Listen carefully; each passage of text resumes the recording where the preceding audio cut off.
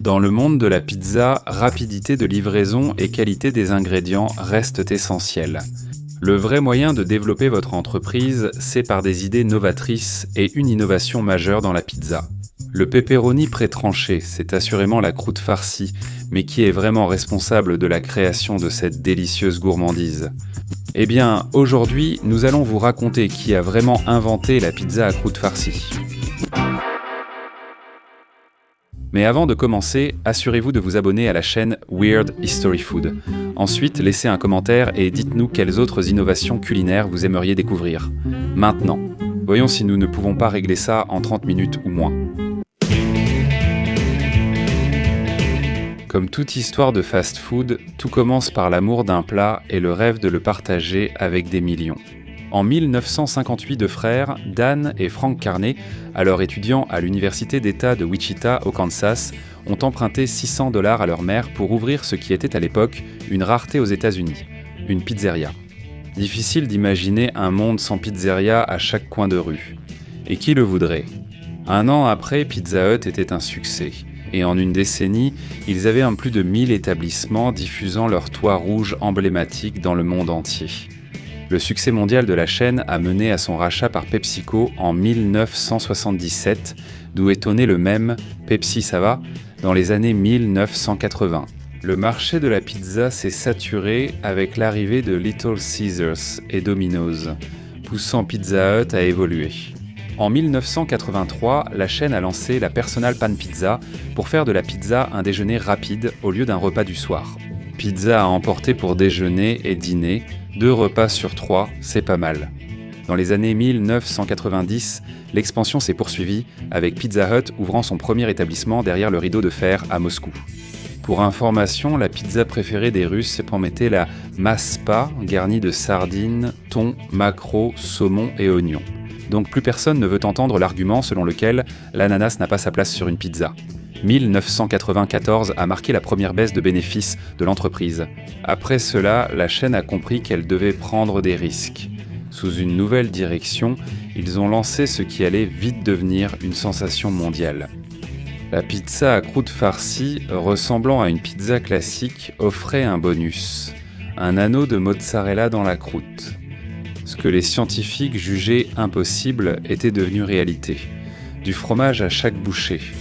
Prenez ça, stupides scientifiques. Une vaste campagne marketing a utilisé des publicités avec des célébrités comme Deion Sanders et Jerry Jones. Le batteur des Beatles, Ringo Starr, la légende du tennis John McEnroe, le gentil fantôme Casper, le fantôme peu amical Rush Limbaugh et un célèbre homme riche. Donald Trump a joué dans la première pub pour la croûte farcie avec son ex-femme Ivana, aujourd'hui enterrée sur un parcours de golf Trump au New Jersey. Depuis sa première introduction, Pizza Hut a attribué l'invention de la pizza à croûte farcie à une certaine Patty Scheidmeyer, qui travaillait dans l'équipe de développement de produits de Pizza Hut. Patty attribue l'idée à un membre d'un groupe de discussion qui disait donner ses croûtes à son chien comme friandise. Le chien aurait sans doute préféré du pepperoni, mais ce n'est pas le sujet. L'essentiel, c'est que Patty a compris que la simple croûte avait besoin d'une transformation, et c'est de cette révélation que la pizza à croûte farcie est née. Ou bien était-ce vraiment le cas? Voici Anthony Mongelo, connu de ses amis sous le nom de Grand Fromage Mongelo, qui a breveté son idée de la croûte farcie 8 ans avant que Pizza Hut ne la présente au monde. Comme Patty, Anthony a eu l'idée de la pizza à croûte farcie par accident. À 18 ans, la mère de sa petite amie lui a demandé s'il pouvait faire une croûte de pizza si elle apportait la sauce. N'étant pas du genre à refuser une demande d'une « Mother I'd like to fuck, une mère que j'aimerais nourrir », Anthony s'est mis à préparer la pizza de ses rêves. Pendant cet effort, il a surestimé la pâte nécessaire et a étalé une croûte trop grande et gonflée. En découpant la pizza géante, il a trouvé une grande poche d'air dans la croûte et a eu l'idée d'y mettre du fromage. Arrête d'avoir l'esprit mal tourné. Ouvrier du bâtiment, Anthony a remarqué les croûtes de pizza abandonnées dans les boîtes de ses collègues à midi et a compris qu'il tenait une idée. Il a exposé son idée à son père, innovateur en pizza et détenteur d'un brevet pour une machine à mozzarella fraîche. Cette famille devait avoir de la sauce tomate qui coulait dans leurs veines. Quoi qu'il en soit, le père d'Anthony a transmis à son fils un conseil qui allait changer à jamais la trajectoire de la vie d'Anthony. Dépose un brevet pour protéger ton idée. En 1987, après avoir prouvé la nouveauté de son idée, Anthony a obtenu un brevet pour sa méthode de fabrication de pizza. Comme la pizzeria d'Anthony ciblait surtout les mamans, il a préféré vendre une licence pour son idée. En 1991, il a présenté son invention à Papa John's, Domino's et Pizza Hut. Une seule des trois a montré de l'intérêt et vous pouvez probablement deviner laquelle. Au début, Pizza Hut semblait intéressé. Mais une fois le brevet examiné par le département R et D du siège, leur intérêt a disparu comme un Pepsi oublié sur le comptoir. Imaginez sa surprise des années plus tard, quand un ami l'a félicité, pensant qu'il avait vendu son idée au géant de la pizza, après avoir vu une pub où un futur président des États-Unis mangeait sa pizza à l'envers. Problème, aucune vente n'a jamais eu lieu. Anthony, choqué, a décidé d'appeler directement Pizza Hut. La chaîne avait dépensé près de 50 millions de dollars en publicité pour leur nouveau produit, ce qui était bien connu. Et Anthony estimait qu'il avait droit à une part du gâteau. Son appel a été transféré immédiatement après s'être présenté, comme si Pizza Hut savait que ce jour arriverait. Au lieu de toucher sa part des 300 millions de dollars générés la première année par la croûte farcie. La chaîne lui a offert 50 000 $, mieux que des bâtonnets au fromage gratuit, mais Anthony trouvait cela insuffisant. Comme prévu, Anthony était furieux. David, persévérant, a affronté leur pizza Goliath et, en 1998, a poursuivi la société pour $1 milliard. Oui, c'est bien 1 milliard avec un B. Anthony affirmait avoir inventé la pizza à croûte farcie en 1987 et l'avoir nommée ainsi. Jusqu'à ce qu'un avocat spécialisé en marque lui fasse changer le nom pour quelque chose de plus descriptif, mais beaucoup moins attirant. Truc dans la croûte. C'est incroyable comment deux petits mots peuvent rendre quelque chose 100 fois moins appétissant.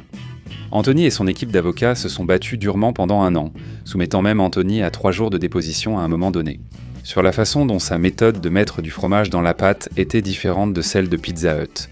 Mais au final, tout ça n'était que pour un nœud à l'ail. L'affaire n'a pas été jugée par un jury. Un juge a jugé la plainte d'Anthony infondée. Sa méthode brevetée, faite de sections de fromage en tranches individuelles, différait assez de celle de Pizza Hut basée sur un anneau de fromage continu pour toutes les surpasser.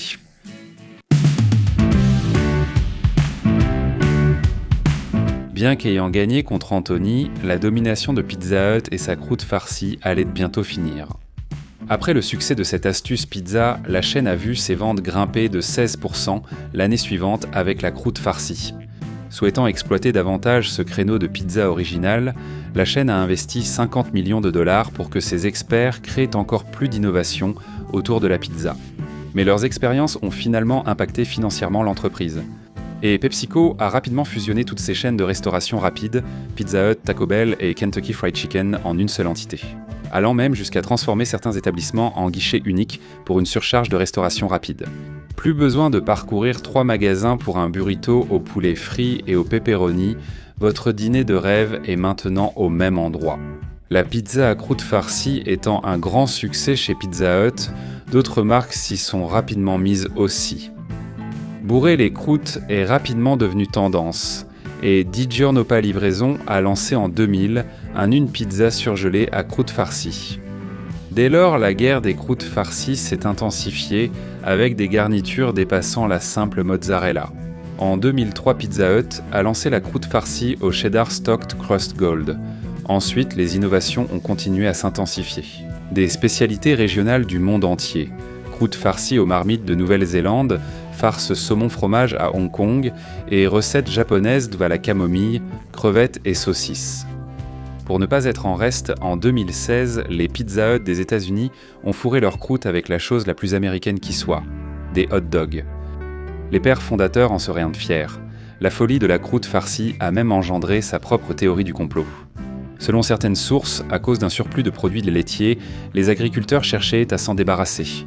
Le gouvernement américain a financé la publicité et aidé les entreprises à accroître l'utilisation des produits laitiers, comme le fromage. Aujourd'hui, même les hommes lézards sont intolérants au lactose. Le concept de croûte de pizza farcie est mondial puisque Papa John's, Little Caesars et Domino's ont tous leur version de l'innovation de Pizza Hut. La notoriété d'Anthony comme inventeur de la croûte farcie a grandi et a inspiré le docudrame Stolen Dough en 2023. Lauréat d'une bourse du Forum du film italo-américain et des frères Russo, connus pour Marvel. Je me demande s'il y avait une scène post-générique où Nick Fury demandait à Anthony de rejoindre les Avengers. Malgré ses efforts pour être reconnu, Anthony n'a jamais gagné d'argent avec son invention, mais il a malgré tout appris cela. Pour garnir les croûtes, personne ne fait mieux que la hutte. Pensez-vous vraiment qu'Anthony Mongelo a inventé la croûte farcie ? Donnez votre avis en commentaire et découvrez d'autres épisodes de Weird History Food.